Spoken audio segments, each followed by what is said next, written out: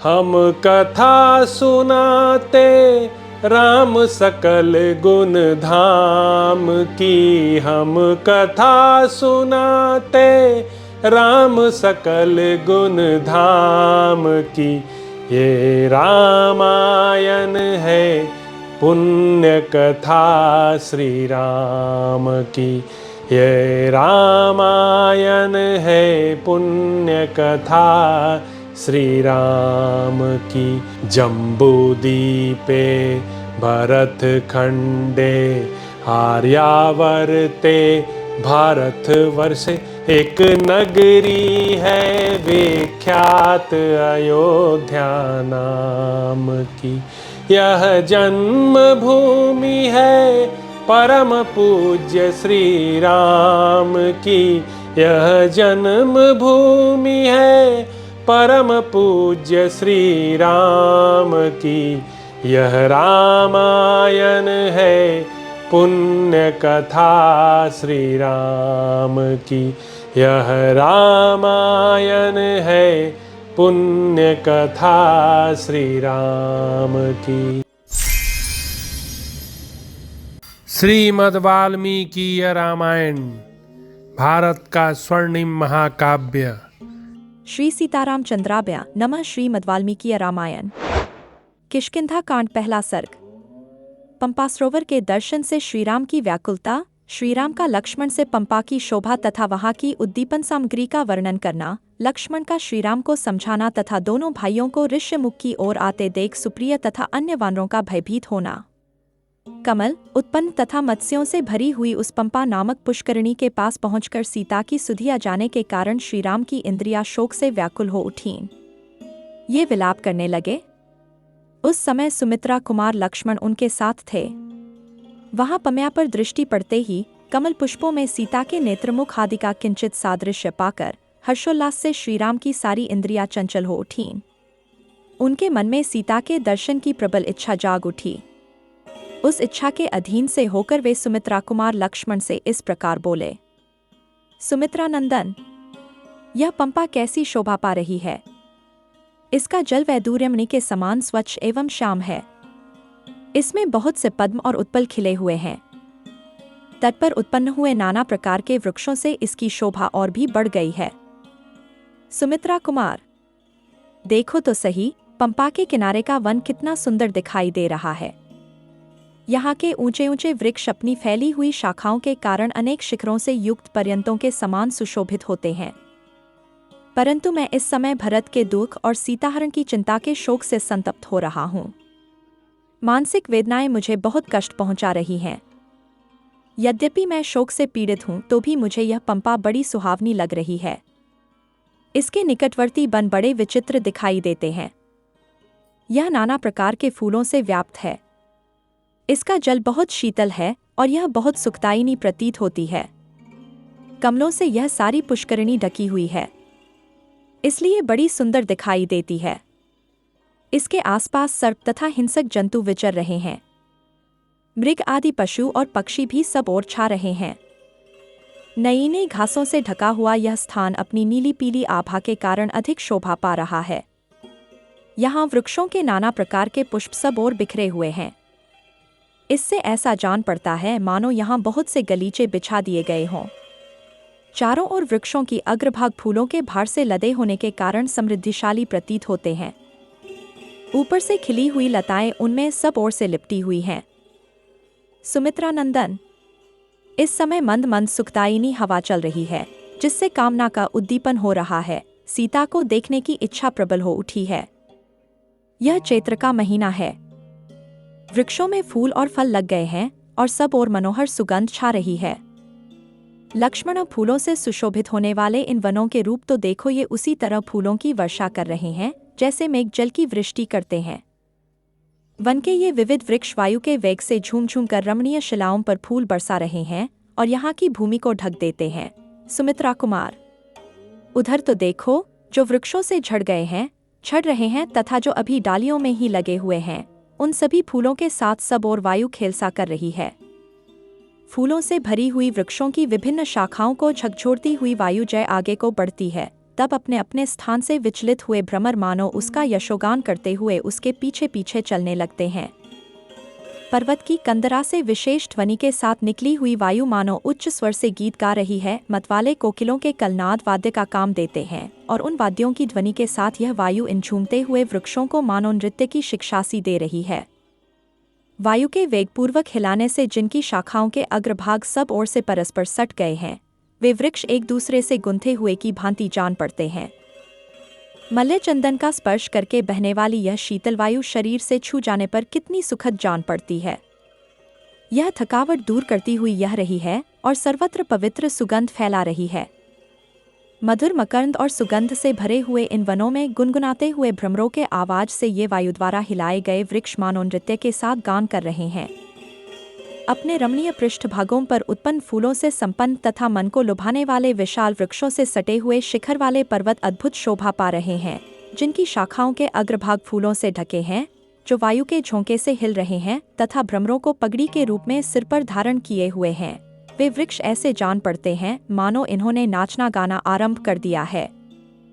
देखो, सब और सुंदर फूलों से भरे हुए ये कनेर सोने के आभूषणों से विभूषित पीतांबरधारी मनुष्यों के समान शोभा पा रहे हैं।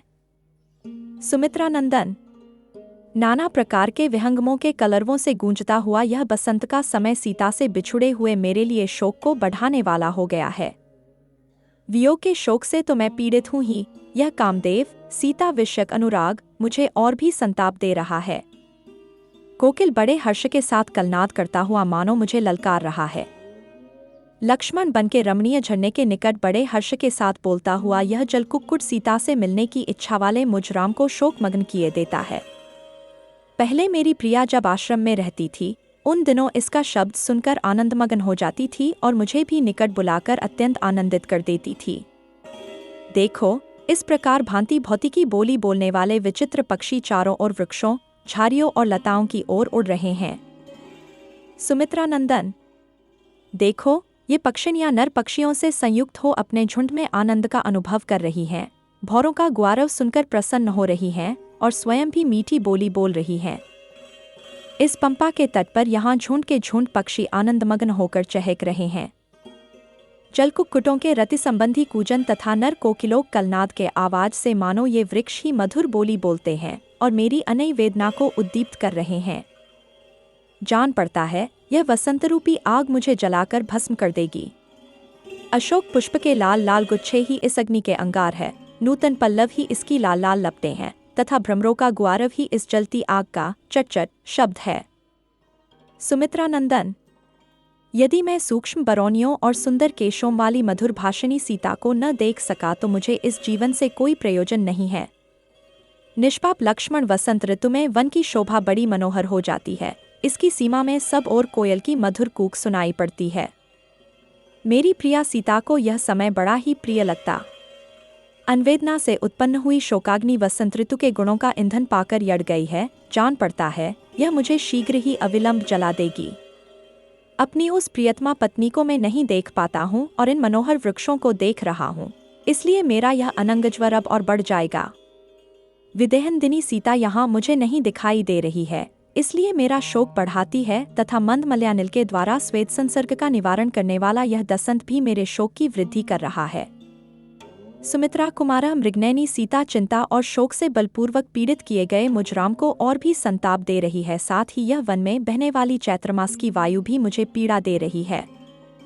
ये मोर स्फटिक मणि के बने हुए गवाक्षों, झरोखों के समान प्रतीत होने वाले अपने फैले हुए पंखों से जो वायु से कंपित हो रहे हैं, इधर उधर नाचते हुए कैसी शोभा पा रहे हैं।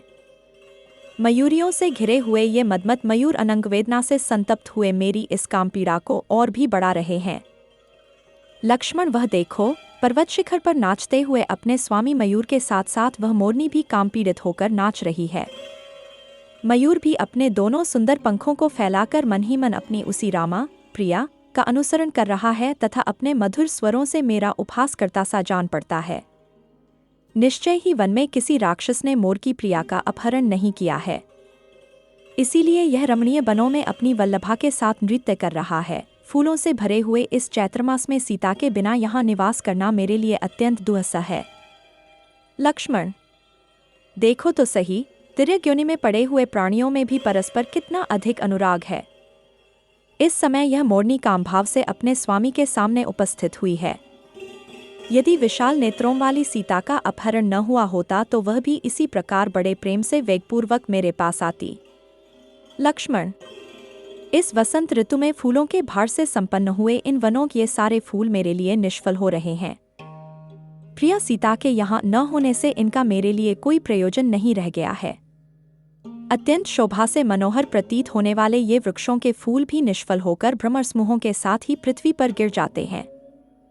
हर्ष में भरे हुए ये झुंड के झुंड पक्षी एक दूसरे को बुलाते हुए से इच्छानुसार कलरव कर रहे हैं और मेरे मन में प्रेमोन्माद उत्पन्न किए देते हैं। जहाँ मेरी प्रिया सीता निवास करती है, वहाँ भी यदि इसी तरह बसंत छा रहा हो तो उसकी क्या दशा होगी।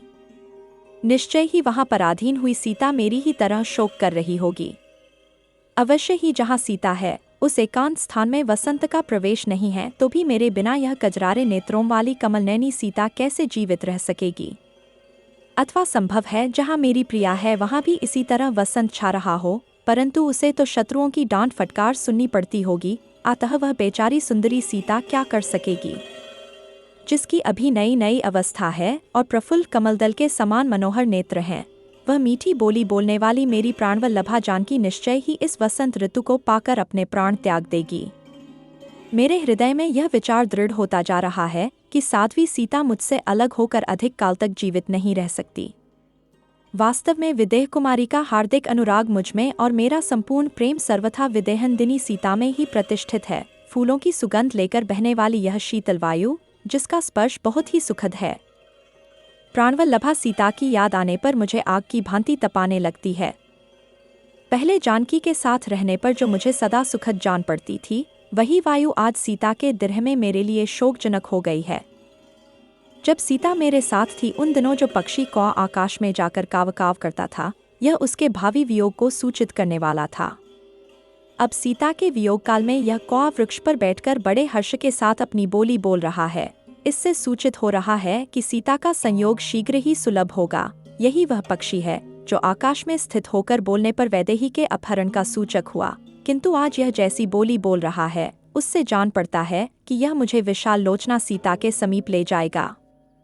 लक्ष्मण देखो, जिनकी ऊपरी डालियां फूलों से लदी हैं, वन में उन वृक्षों पर कलरव करने वाले पक्षियों का यह मधुर शब्द विरहीजनों के मदनोन्माद को बढ़ाने वाला है।